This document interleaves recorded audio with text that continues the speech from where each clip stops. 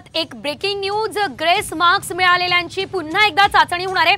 नीट परीक्षेसंदर्भात मोठी बातमी आहे। नीट 2024च्या परीक्षार्थींसाठी हा मोठा निर्णय आहे। 1,500 विद्यार्थ्यांची पुन्हा एकदा चाचणी घेतली जाणार आहे। ग्रेस मार्क असतील तर पुन्हा एकदा चाचणी घेतली जाणार आहे।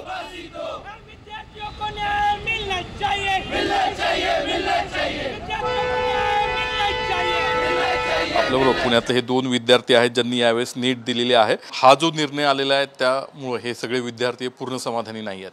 पूर्ण म्हणजे प्रॉपरली अजिबात समाधानी नाही होत आम्ही, कारण त्याच्यापेक्षा नक्कीच 1500 पेक्षा जास्तीच नक्की काहीतरी डेटा असणार आहे असं आम्हाला वाटतंय। जेवढ्या मुलांनी नीट यावेळेस दिली होती सगळ्यांची फेरपरीक्षा व्हावी असं म्हणणं आहे, मागणी आहे किंवा तसं वाटतंय? हो, तसं वाटते।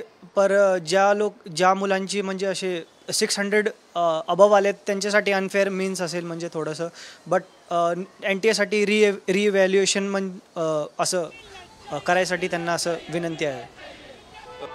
मागणी अशी की पुनर्परीक्षा घेणं NTA साठी पण संभाव्य नाही आहे, त्याच्यामध्ये खर्च खूप लागतो। माझं फक्त असायचं की NTA ज्या मुलांना ग्रेस मार्क्स दिलेत किंवा ज्यांनी अनफेअर मीन्सचा वापर करून ही परीक्षा दिली त्यांना फक्त NTA आयडेंटिफाय करून त्यांना परीक्षेमधून डिबार करावं अशीच आमची अपेक्षा, आणि ते करू शकते। त्यांच्याकडे सगळे डेटा असतो, सगळं असतं, त्यांनी CCTV लावलेत हर एक्झाम सेंटरमध्ये, त्यामुळे ते आरामात पकडू शकतात।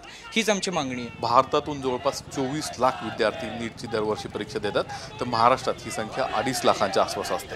त्यामुळे या विद्यार्थ्यांच्या भवितव्याचा प्रश्न आहे आणि तो गांभीर्याने घेतला जावा। कॅमेरामन सुमित भोसलेसह नितीन पाटणकर, साम TV न्यूज, पुणे।